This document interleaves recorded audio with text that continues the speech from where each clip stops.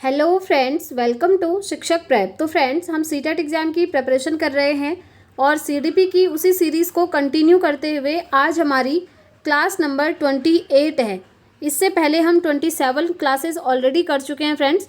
Playlist बनी हुई है चैनल पर, लिंक आपको वीडियो के नीचे डिस्क्रिप्शन बॉक्स में मिल जाएगा।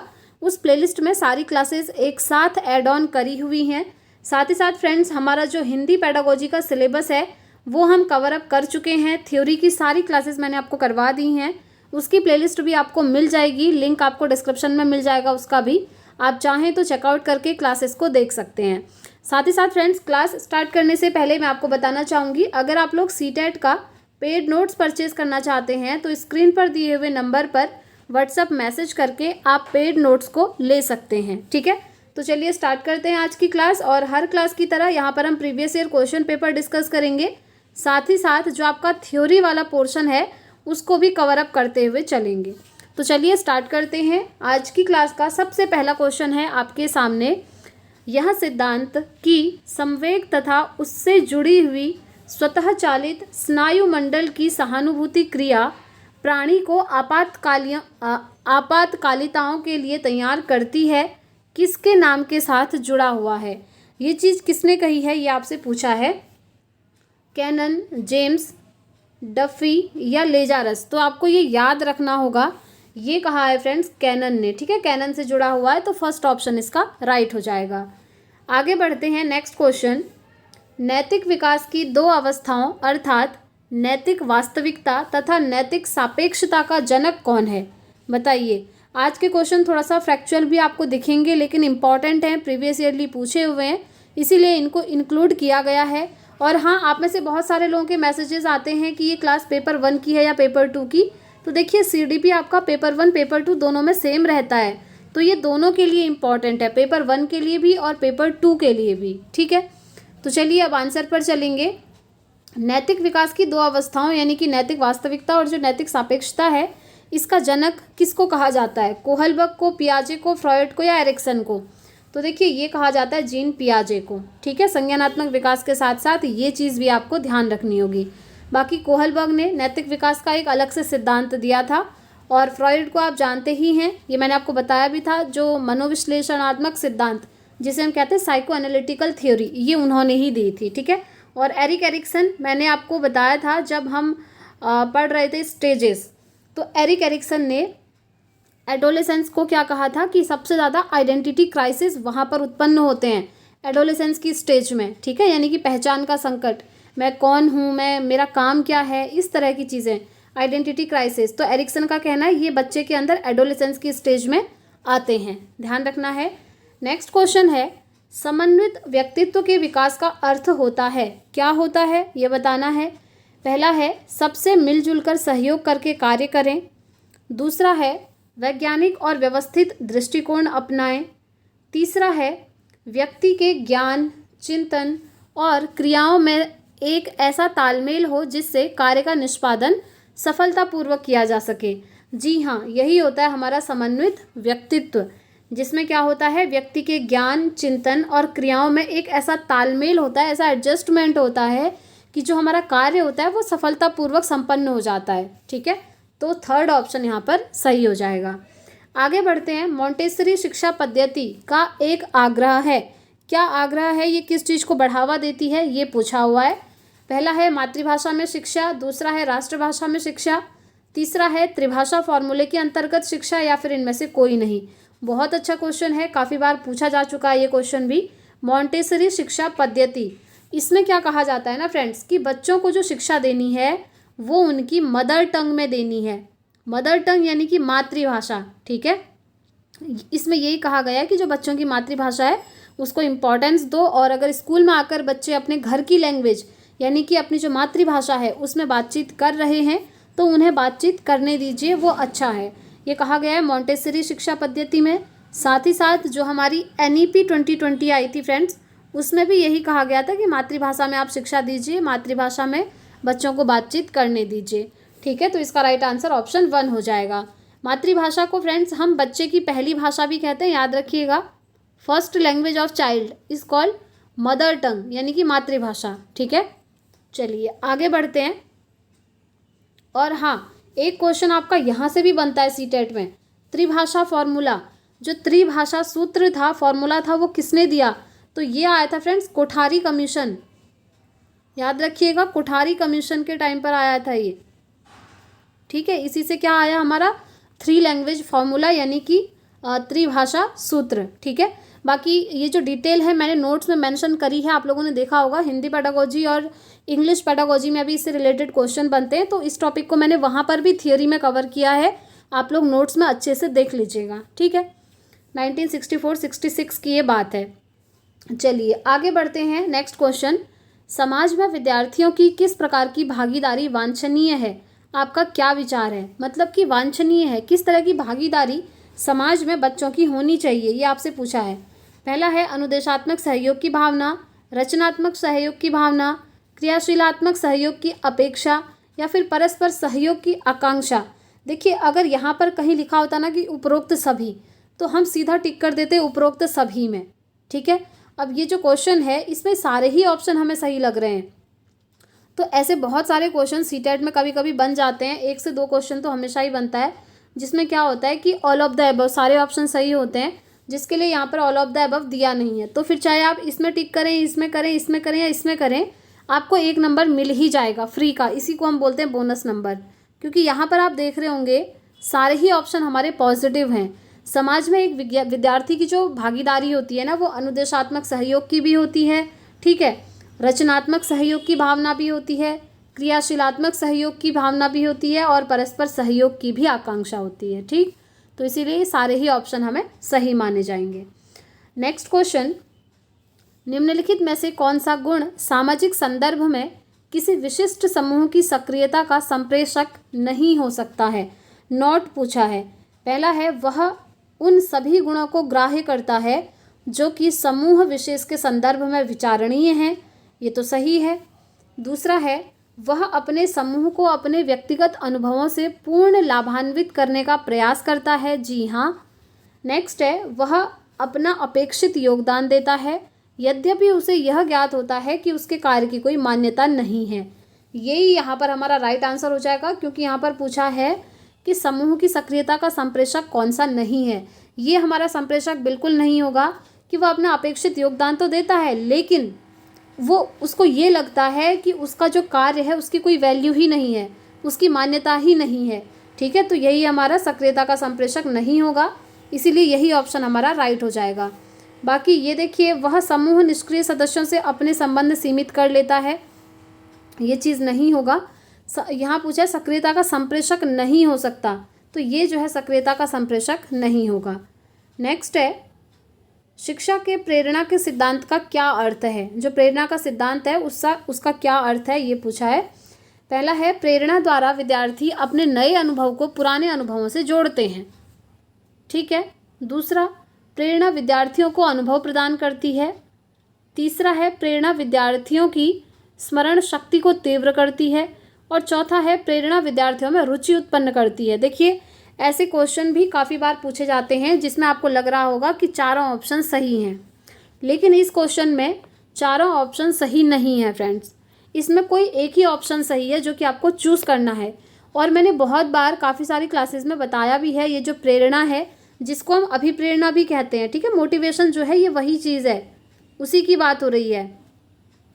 और मैंने आपको हमेशा बताया है, ये जो मोटिवेशन होती है ये विद्यार्थियों में रुचि उत्पन्न करती है, इंटरेस्ट जगाती है। कैसे? जैसे आप कभी भी अगर किसी व्यक्ति से मोटिवेट होते हैं या फिर किसी भी चीज़ से मोटिवेट होते हैं तो आपके अंदर एक इंटरेस्ट पैदा होता है कि हाँ मुझे ये काम करना है, रुचि पैदा होती है। जब आप, जैसे आप में से बहुत सारे लोग होंगे जो टीचर से मोटिवेट होंगे, कोई एक टीचर उनके आइडियल हो सकते हैं, तो उनसे वो मोटिवेट हुए और मोटिवेट होने के बाद उन्होंने भी सोचा कि मुझे टीचर बनना है, ठीक है, कोई भी व्यक्ति हो सकता है, सोचा कि मुझे टीचर बनना है क्योंकि अंदर से क्या हुआ, इंटरेस्ट आया टीचिंग में, है ना। तो ये रुचि उत्पन्न करता है बच्चों के अंदर, ये आपको ध्यान रखना है। मोटिवेशन का सीधा सीधा संबंध इंटरेस्ट से होता है, रुचि से होता है, बस ये याद रखिएगा।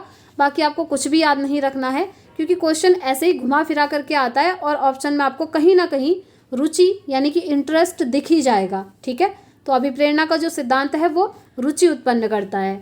आगे बढ़ते हैं। नेक्स्ट क्वेश्चन, निम्नलिखित में से कौन सा प्रश्न मीडिया विषय पर आलोचनात्मक चिंतन के कौशल को आंकने के लिए अति उपयुक्त है? मीडिया विषय पर आलोचनात्मक चिंतन के कौशल का आप क्या कर रहे हैं? मूल्यांकन करना चाहते हैं, आकलन करना चाहते हैं। ठीक है। पहला है, समझाएं कि मीडिया को उसके प्रतिवेदन के लिए सूचना कैसे मिलती है। दूसरा है, इस लेख में किसका मत छूट गया है। तीसरा है, मुद्दा तैयार करना के उदाहरण उपलब्ध कराएं। और चौथा है, सार्वजनिक विरोध और सेंसरशिप शब्दों को परिभाषित कीजिए। तो देखिए, यहाँ पर बात हो रही है आलोचनात्मक चिंतन के कौशल को आंकने की। यहाँ पर देखिए, यहाँ पर क्या होगा, अपने शब्दों में परिभाषित कीजिए, वो अपने शब्दों में परिभाषित करेगा। ठीक है। नेक्स्ट, ओके, एक सेकेंड, स्टार्टिंग से देखेंगे। समझाएं कि मीडिया को उसके प्रतिवेदन यानी कि रिपोर्ट के लिए सूचना कैसे मिलती है।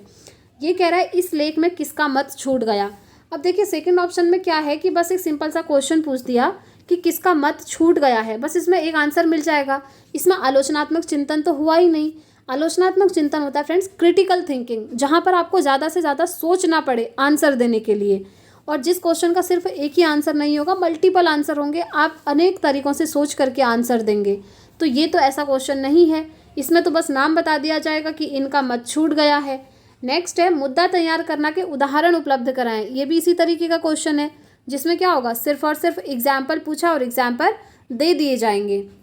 लेकिन यहाँ पर आप देखिए, सार्वजनिक विरोध और सेंसरशिप शब्दों को परिभाषित कीजिए, यहाँ भी सीधे सीधे डेफिनेशन दे दी जाएगी, इसलिए ये भी इसका आंसर नहीं होगा, क्योंकि यहाँ पर भी आलोचनात्मक चिंतन नहीं हो रहा है। ठीक है। आलोचनात्मक चिंतन कहाँ हो रहा है? इसमें हो रहा है फ्रेंड्स कि समझाएं कि मीडिया को उसके रिपोर्ट के लिए सूचना कैसे मिलती है। बस यहाँ पर आपको बहुत ज़्यादा सोचना पड़ेगा, दिमाग लगाना पड़ेगा कि सूचना कहाँ कहाँ से मिलती है, किस तरीके से मिलती है, तो आप आंसर करेंगे। ठीक है। तो मीडिया विषय पर आलोचनात्मक चिंतन के कौशल को अगर आप बढ़ाना चाहते हैं तो उसके लिए सबसे इम्पॉर्टेंट है इस तरीके के क्वेश्चन पूछना। तो फर्स्ट ऑप्शन इसका राइट हो जाएगा। आगे बढ़ते हैं, नेक्स्ट क्वेश्चन। निम्नलिखित में से कौन सा गुण सामाजिक संदर्भ में किसी विशिष्ट समूह की सक्रियता का संप्रेषक नहीं हो सकता? नॉट पूछा हुआ है, ये आपको हमेशा ध्यान रखना है, क्योंकि अगर क्वेश्चन में नॉट है तो वो नेगेटिव हो जाता है और आपको नेगेटिव ऑप्शन ही ढूंढना होता है। ठीक है। अब देखिए, पहला है, वह उन सभी गुणों को ग्राह्य करता है जो कि समूह विशेष के संदर्भ में विचारणीय हैं। दूसरा है, वह अपने समूह को अपने व्यक्तिगत अनुभवों से पूर्ण लाभान्वित करने का प्रयास। ओके, ये क्वेश्चन आपका ऑलरेडी आ चुका है। ठीक है, ये हम कर चुके हैं अभी जस्ट। आगे बढ़ते हैं, नेक्स्ट क्वेश्चन पर चलते हैं, क्योंकि वो क्वेश्चन हमारा हो चुका है, वो अगेन रिपीट हो चुका है। नेक्स्ट क्वेश्चन है, सामाजिक विज्ञान की एक शिक्षिका समानता के विषय पर अपने विद्यार्थियों की भागीदारी सुनिश्चित करना चाहती हैं।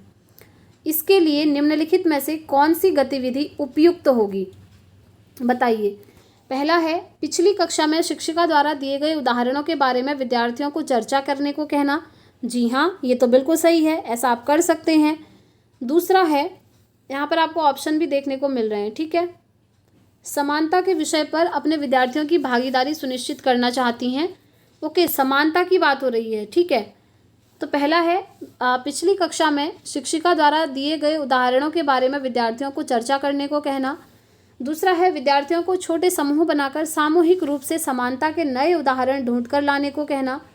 तीसरा है, विद्यार्थियों को ऐसे उदाहरणों की चर्चा करने को कहना जहां लोगों के साथ असमानता का व्यवहार हुआ हो।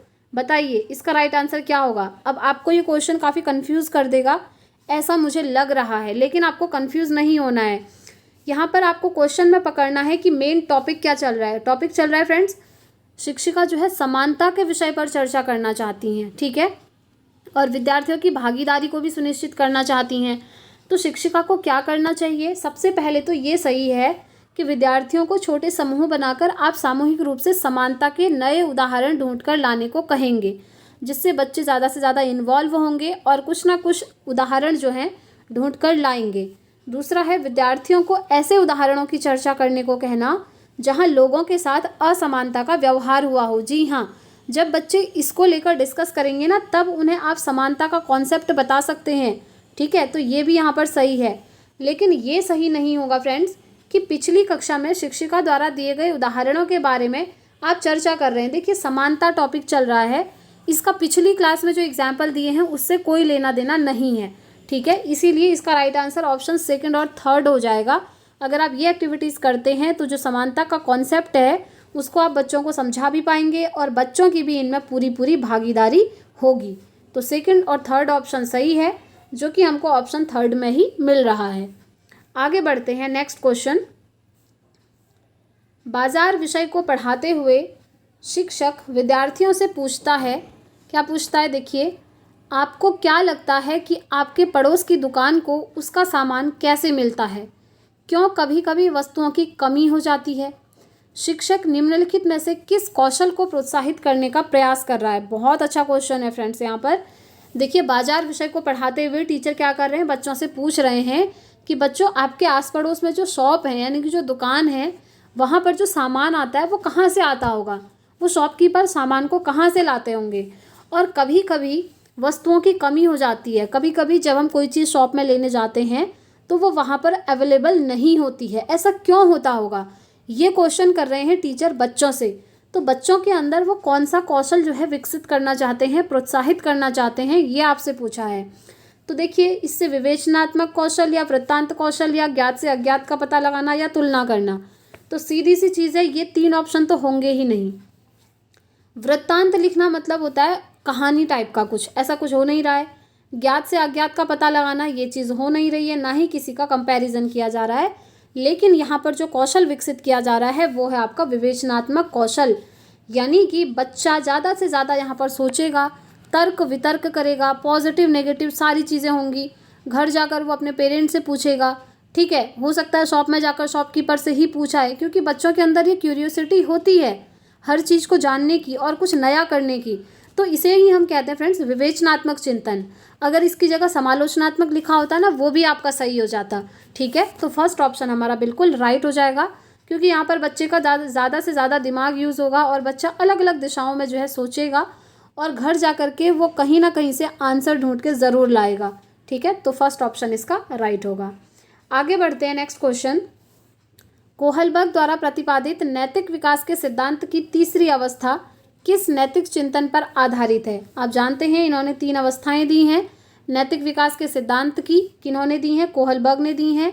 वो तीन अवस्थाएं मैंने आपको बहुत बार बताई भी हैं, कौन कौन सी हैं। सबसे पहली है आपकी पूर्व रूढ़िगत अवस्था यानी कि प्री कन्वेंशनल स्टेज, दूसरी है कन्वेंशनल स्टेज यानी कि रूढ़िगत अवस्था, और तीसरी है पोस्ट कन्वेंशनल स्टेज यानी कि उत्तर रूढ़िगत अवस्था।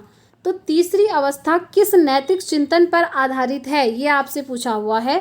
तो ऑप्शन देखेंगे, ऑप्शन है आपके सामने सामाजिक व्यवस्था बनाए रखने पर, दूसरा है सार्वभौमिक नीति सम्मत सिद्धांतों पर, तीसरा है अच्छे आपसी व्यवहार और संबंधों पर। जी हाँ, यही हमारा यहाँ पर सही हो जाएगा, ऑप्शन थर्ड, अच्छे आपसी व्यवहार और संबंधों पर। Next question. राधा अपनी कक्षा में लड़कों को पढ़ने तथा खेलने हेतु हमेशा प्रेरित करती है, जबकि लड़कियों को उनकी माँ के साथ गृह कार्य करने में मदद करने का सुझाव देती हैं, जो कि बहुत ही गलत काम कर रही हैं, ठीक है। कि आपको क्या लगता है, क्या ये सही है? जी नहीं, ये बिल्कुल भी सही नहीं है।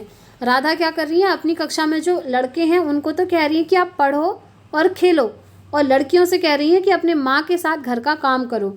तो ये क्या शो कर रहा है? सीधी सी चीज़ है, ये जेंडर बायसनेस है। और जेंडर बायसनेस से हमेशा एक क्वेश्चन बनता है फ्रेंड्स, ये ध्यान रखना। जेंडर बायसनेस मतलब होता है लड़के और लड़कियों में भेदभाव करना, किसी एक लिंग की तरफ झुक जाना। यहाँ पर क्या हो रहा है, लड़कों को कह रही हैं आप पढ़ो और खेलो, और लड़कियों को बोला जा रहा है कि घर के काम करो मम्मी के साथ। तो ये कितनी गलत बात है। सभी बच्चे एक समान हैं। घर में मम्मी का जो काम है वो लड़कियां ही थोड़ी करेंगी, लड़के भी तो कर सकते हैं। जैसी बॉडी लड़की की है वैसे लड़के के हैं। भगवान ने 2 हाथ पैर लड़कियों को दिए हैं तो लड़कों को भी दिए हैं, वो भी तो कर सकते हैं, है ना। तो इस तरह की जो चीज़ें हैं ना फ्रेंड्स, ये बच्चों के दिमाग में बैठ जाती हैं। और ये जो चीज़ें होती हैं ना जेंडर बायसनेस वाली, ये स्कूल में ही नहीं बल्कि हमारी फैमिली से स्टार्ट हो जाता है।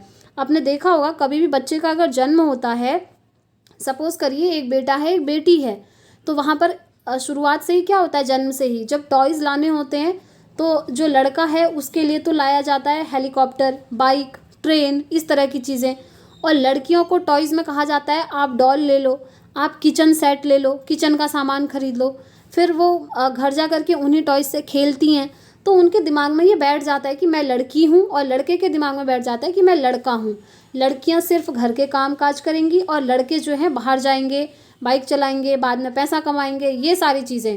तो जन्म ये चीज़ें कभी नहीं करनी चाहिए फ्रेंड्स। ये चीज़ आपने भी देखी होगी, अगर घर में झाड़ू पोछा बर्तन कुछ भी करना है तो सिर्फ लड़कियों को कहा जाता है, जो कि नहीं करना चाहिए। वो काम आप लड़कों को भी कह सकते हैं, ठीक है। तो यहाँ पर ये टीचर क्या कर रही हैं, राधा क्या कर रही हैं, ये लैंगिक पूर्वाग्रह को शो कर रही हैं। लैंगिक पूर्वाग्रह का मतलब ही होता है जेंडर बायसनेस, किसी एक लिंग की तरफ झुकना, लड़के और लड़कियों में भेदभाव करना, ठीक है। तो इसीलिए सेकंड ऑप्शन इसका राइट हो जाएगा। तो फ्रेंड्स, आज की क्लास के क्वेश्चन यहाँ पर कंप्लीट होते हैं एंड आई होप आपको क्लास पसंद आई होगी। एंड मैं ये भी होप कर रही हूँ फ्रेंड्स कि आज की जो क्लास है आपको थोड़ा सा कंपैरेटिवली अदर क्लासेस से टफ लगी होगी, क्योंकि आज के क्वेश्चन थोड़ा सा टफ थे, ठीक है। ये नहीं कह रही कि बिल्कुल ही आउट ऑफ द सिलेबस है, नहीं, पूरा सिलेबस से ही है, लेकिन हाँ, आपकी जो अंडरस्टैंडिंग है अगर डीप होगी तो ही आप इन क्वेश्चन को सॉल्व कर पाएंगे। इसलिए फ्रेंड्स, हमारे जितने भी ये प्रीवियस ईयर क्वेश्चन पेपर के सेट हो रहे हैं, आप इस सीरीज़ को कंटिन्यू देखिए, क्लास नंबर 1 से लेकर जब तक आपका ये एग्ज़ाम होगा तब तक हम करेंगे।